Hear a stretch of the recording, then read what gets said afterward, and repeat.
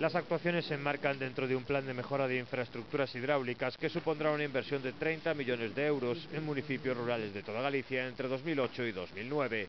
Cada uno de los proyectos financiados contará con un presupuesto de alrededor de 200.000 euros, lo que permitirá a la Consellería, a través de la Administración Hidráulica, realizar por lo menos una actuación en cada concello de Galicia. 13 concellos ourensanos fueron los primeros en firmar estos convenios.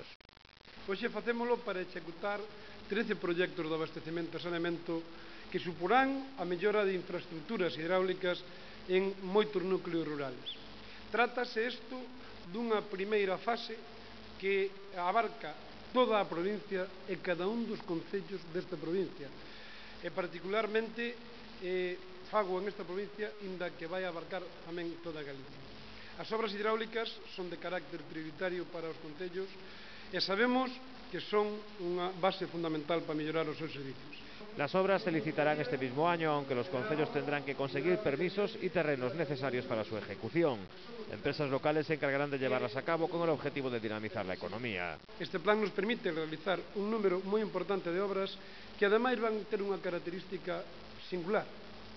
Van a ser executadas por pequenas empresas de cada un dos concellos ou das comarcas.